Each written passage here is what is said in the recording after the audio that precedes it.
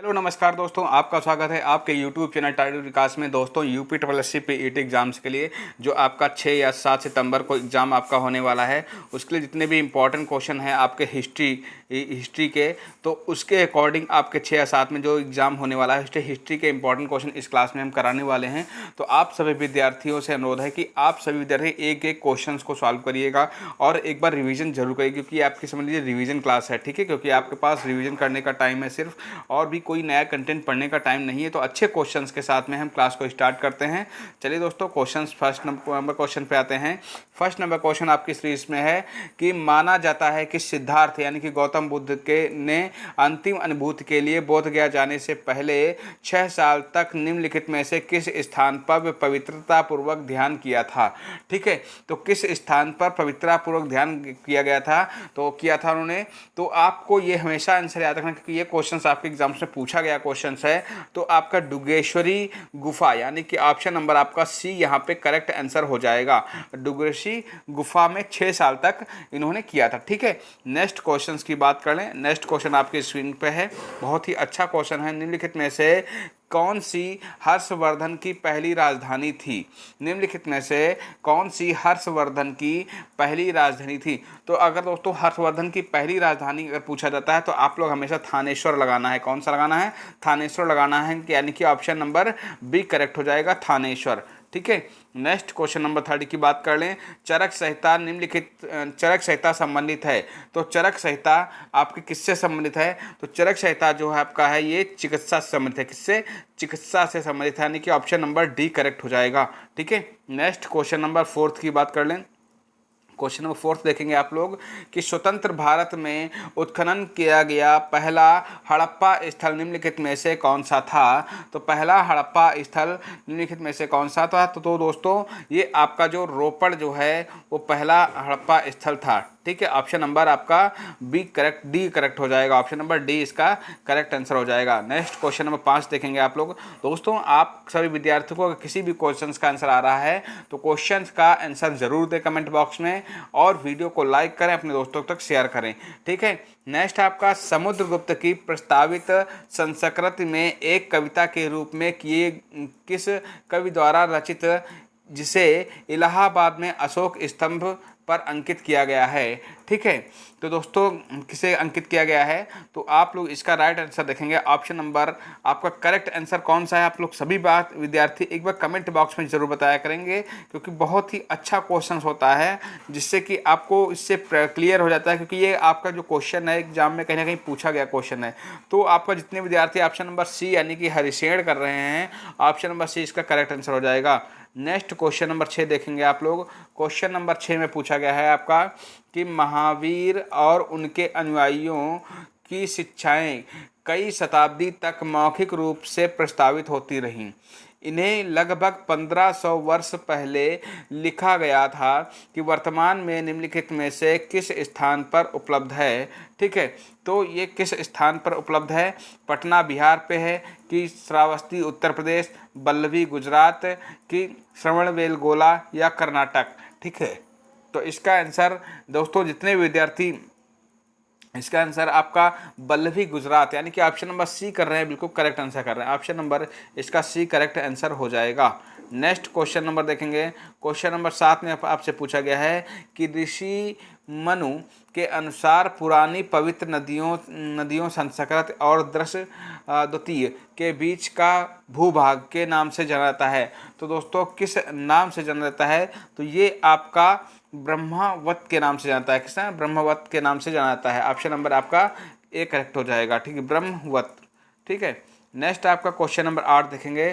Question number 8 में पूछा गया कि मुगल सम्राट बाबर ने निम्नलिखित में से किस स्थान पर राणा सांगा और उनके सहयोगी को हराया था। ठीक है, तो किस स्थान पर हराया था? तो खानवा में हराया था। कहाँ हराया था?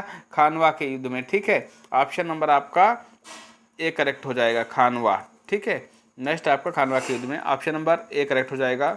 नेक्स्ट क्वेश्चन नंबर 9 देखेंगे। Question number 9। अब देखो यहाँ पे थोड़ा मैं एक्सप्लेन कर दे रहा हूँ, आपको पता होना चाहिए कि कौन सा युद्ध कब कब हुआ है। तो अगर आपसे खानवा का युद्ध पूछा जाता है तो कब हुआ है, तो आप लोग याद रखिएगा 1527 ईस्वी में खानवा का युद्ध हुआ है। अगर आपका यहाँ पे चंदेरी का युद्ध के बारे में पूछ लिया जाए तो चंदेरी का युद्ध कब हुआ है, 1528 ईस्वी में हुआ है। और क्योंकि ये तीनों युद्ध जो है फेमस हैं आपके, और आपका यहाँ पे घाघरा का युद्ध नहीं दिया गया, तो अगर घाघरा का युद्ध पूछ लिया जाता है तो आप लोग लगाइए घाघरा का युद्ध को लगाइएगा 1529 ईस्वी में। ये तीन ऐसे युद्ध थे कि खानवा का युद्ध 1527 में हुआ था, चंदेरी का युद्ध 1528 ईस्वी में, और घाघरा का युद्ध 1529 ईस्वी में हुआ था। ठीक है, तो आप लोग इस युद्ध को जरूर याद कर लीजिएगा। नेक्स्ट आपका क्वेश्चन नंबर 9 में देखेंगे। क्वेश्चन नंबर 9 में आपके लिए बहुत ही अच्छा और इम्पॉर्टेंट क्वेश्चन है। इसमें पूछा गया है कि बुरहानपुर स्थित अरिशगढ़ किला, जिसे दक्कन का दरवाज़ा के नाम से जाना जाता है, निम्नलिखित में से यदुवंशी अहिर राजा द्वारा बनाया गया था। तो किस अहिर राजा के द्वारा बनवाया गया था? तो आप लोग इसका आंसर हमेशा याद रखिएगा कि आसा अहिर। किसके द्वारा? आसा अहिर के द्वारा। ऑप्शन नंबर सी करेक्ट हो जाएगा, आसा अहिर।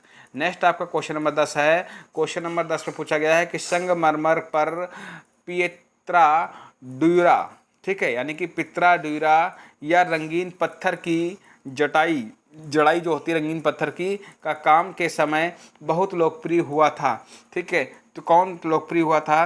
तो आप लोग देखिए, ये ऐसे क्वेश्चंस होते हैं जो आपको पढ़ने में अजीब लगते हैं, लेकिन कहीं ना कहीं आप लोगों ने पढ़ रखा है। तो शाहजहां, ठीक है, ऑप्शन नंबर आपका सी करेक्ट हो जाएगा, शाहजहां। ठीक है, नेक्स्ट आपका क्वेश्चन नंबर 11 देखेंगे। जब ईस्ट इंडिया कंपनी की स्थापना हुई तब भारत निम्नलिखित में से किसका शासन था? भारत में निम्नलिखित में से किसका शासन था, ये पूछा गया है। तो दोस्तों उस समय आपका मुगल सम्राट का शासन था, मुगल सम्राट का शासन था। ऑप्शन नंबर आपका मुगल के सम्राट थे, उनका शासन था। तो आपका इसका right answer option number A हो जाएगा करेक्ट। ठीक है, next option number A correct है। नेक्स्ट 12 नंबर क्वेश्चन देखेंगे। दिल्ली सल्तनत निम्नलिखित में से राजवंशों में से किसने सबसे अधिक अवधि तक शासन किया था? तो सबसे अधिक अवधि तक दिल्ली सल्तनत में किसने शासन किया था? तो दोस्तों ये जो सबसे अधिक किया था तो ये तुगलक ने किया था। कब से? तुगलक ने किया था। कब से? 1320 से लेकर आपका 1412 ईस्वी तक। कब से? 1412 ईस्वी तक किया था। ठीक है, हाँ। नेक्स्ट क्वेश्चन नंबर 13 नंबर देखेंगे आपका। जजिया फिर से जजिया फिर से लगाने वाली मुगल शासक का नाम लिखिए। ठीक है, तो जजिया ने फिर से किस लगाया था? तो आपके फिर उनका मुगल शासक का नाम क्या था, वो आपको नाम बताना है। तो आप लोग ये औरंगजेब ने जजिया लगाया था। किसने लगाया था? औरंगजेब ने लगाया था। ऑप्शन नंबर आपका बी करेक्ट हो जाएगा। ऑप्शन नंबर बी इसका करेक्ट आंसर हो जाएगा। जजिया जो है दोबारा औरंगजेब ने लगाया था। ठीक है, नेक्स्ट आपका 14 नंबर क्वेश्चन देखेंगे कि अकबरनामा का खंड अखबार, ठीक है, अकबरनामा का खंड अकबर के प्रशासन, घर, सेना या राजस्व यानी कि आय, उसके साम्राज्य के भूगोल से संबंधित, जिन्हें आईने अकबरी के नाम से जाना जाता है। तो जिन्हें आईने अकबरी के नाम से जाना जाता है तो कौन हैं? तो इसका राइट आंसर जितने 14 नंबर क्वेश्चन का सभी विद्यार्थी इसका आंसर देंगे तो वो आपका तीसरा संस्करण है। ठीक है, यानी कि अकबरनामा के रचयिता आपको पता है कौन है? तो अबुल फजल है। कौन है? अबुल फजल इसके अकबरनामा के जो है रचयिता है। ठीक है, तो इसका राइट आंसर ऑप्शन नंबर आपका यहाँ पे डी करेक्ट हो जाएगा, तीसरा। ठीक है, ऑप्शन नंबर डी इसका करेक्ट आंसर हो जाएगा। नेक्स्ट क्वेश्चन नंबर 15 देखेंगे आप लोग। क्वेश्चन नंबर 15 बहुत ही अच्छा क्वेश्चन है।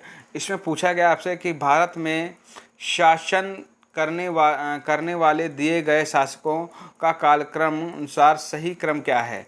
तो यहाँ पे शेरशाह सूरी, अकबर, अलाउद्दीन खिलजी और आपका इल्तुतमिश। तो आपका इसके सही क्रम बताना है। तो सही क्रम के अकॉर्डिंग आप लोग देखेंगे कि जो इन शासनकाल रहा है इनका, तो आप लोगों को मैं क्रम के अकॉर्डिंग बता दे रहा हूँ। तो सबसे पहले आप लोग देखेंगे इल्तुतमिश ने किया था। कब से कब तक किया था? तो इन्होंने 1211 ईस्वी से लेकर 36 ईस्वी तक किया था। ठीक है, और उसके बाद में आपका अलाउद्दीन खिलजी जो है 1296 से 1300, अलाउद्दीन खिलजी कब से किया है 1296 से लेकर आपका 1316 ईस्वी तक, 1316 ईस्वी तक किया है इन्होंने, ठीक है। फिर उसके बाद में आपका शेरशाह सूरी 1540 ईस्वी से 1555 ईस्वी तक किया है, 1540 से 1555 ईस्वी तक किया है शेरशाह सूरी ने।